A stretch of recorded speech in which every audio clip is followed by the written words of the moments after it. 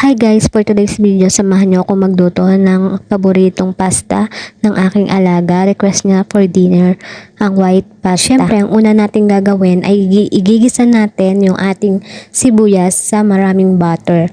At kapag nagisa na natin yung sibuyas at lumabas na ang kanyang aroma, ilalagay naman natin ang blended na luya at bawang. Tuloy-tuloy lang yung ating paghalo dyan sa sibuyas, bawang at luya para magmix sila. At kapag lumabas na ang amoy nila or aroma, saka natin ilalagay ang ating chicken breast. Hiniwa ko lang yan ng pa-cubes na maliliit para naman dumami siya. Tingnan. Ayan guys, igigisa lang natin yung ating manok sa sibuyas, bawang at luya para naman yung lasa ay ma-absorb ng ating manok. At nilagyan ko nga pala yan ng asin at paminta para dagdag na rin ng lasa sa ating manok na niluluto. Alam nyo ba guys na sobrang favorite ng aking alaga itong white pasta. Talaga yung isang lutuan ay kaya niyang ubusin basta favorite niya yan, lalo na kung maraming lahok. Hindi nga lang ako nakabili ng mushroom dyan guys kasi biglaan yung aking pagluluto. Kaya yan lang yung lahok niya tsaka yung konting mais. Lalagyan ko ng mais yung pasta kasi nagpapasarap din yan sa pasta. Dagdag rin yan ng lasa kasi yan ay sweet corn.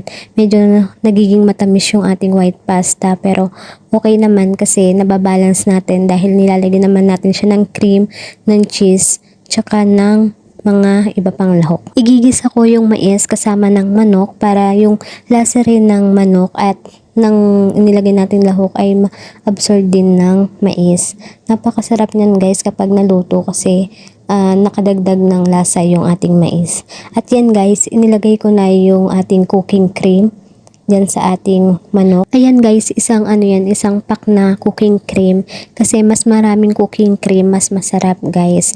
Lalo na kapag ihahalo natin yung mga pasta noodles sa ating sauce guys. Ayan guys, halu-haluin lang natin ang ating sauce para naman hindi dumikit yung ating niluluto sa ating pan. Halu-haluin lang natin guys. Ayan, para maluto. Mga ilang minuto lang naman yan, luto na yan. Ayan, kumulo na yung ating sauce.